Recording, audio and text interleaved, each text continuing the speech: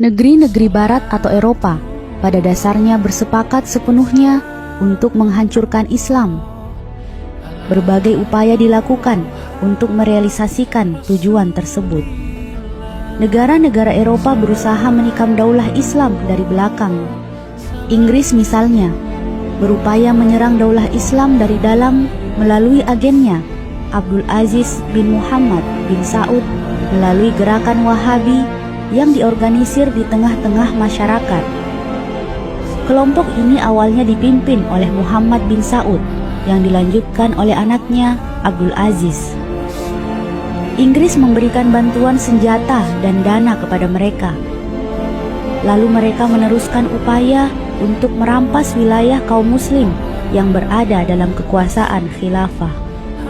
Inggris memanfaatkan mazhab Wahabi yang merupakan salah satu mazhab Islam dan pendirinya adalah seorang mujtahid dalam sejumlah kegiatan politik untuk melawan daulah Islamiyah dan menyerang mazhab-mazhab lain, sehingga timbul perang antar mazhab dalam tubuh daulah Islamiyah. Muhammad bin Abdul Wahhab awalnya bermazhab Hambali.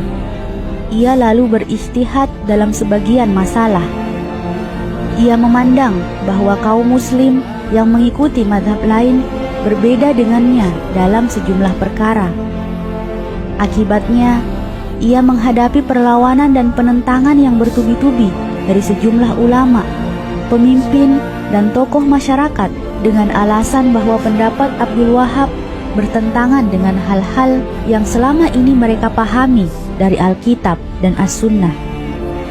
Ia menyatakan bahwa berziarah ke makam Rasulullah SAW yang agung adalah haram dan termasuk salah satu kemaksiatan.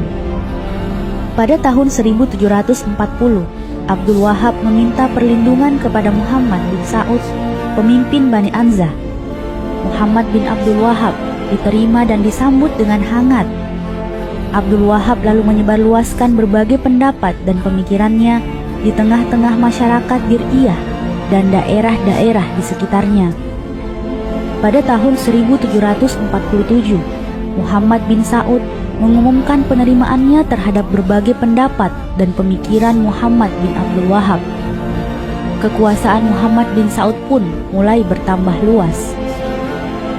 Hanya dalam jangka waktu 10 tahun, ia berhasil menjadikan wilayah seluas 30 mil persegi menyerahkan kekuasaan kepadanya dan pada mazhab baru itu.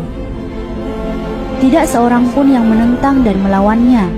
Bahkan Amir al-Ihsa yang pernah mengusir Muhammad bin Abdul Wahhab dari Uyainah tidak menentang ekspansi tersebut kecuali pada tahun 1757. Namun Amir al-Ihsa berhasil dikalahkan Muhammad bin Saud lalu merampas kekuasaannya. Namun setelah perseteruannya dengan Amir al-Ihsa, gerakan Wahabi terhenti sampai di sini. Pada tahun 1765, Muhammad bin Saud meninggal dunia. Kepemimpinan suku Anzah dilanjutkan oleh anaknya, Abdul Aziz.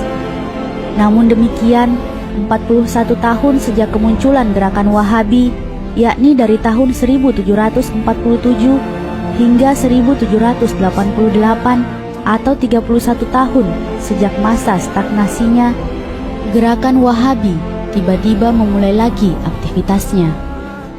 Gerakan ini mulai menimbulkan keguncangan dan kekhawatiran di wilayah-wilayah sekitarnya, bahkan menciptakan keguncangan dan kekhawatiran di seluruh negara Islam.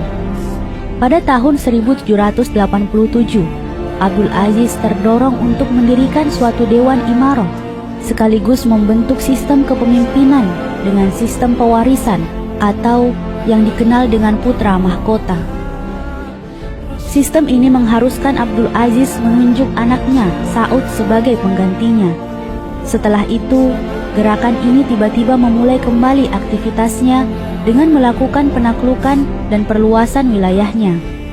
Mereka melanjutkan aktivitasnya dengan metode baru, yaitu menyebarluaskan mazhab Wahabi melalui jalan peperangan dan penaklukan.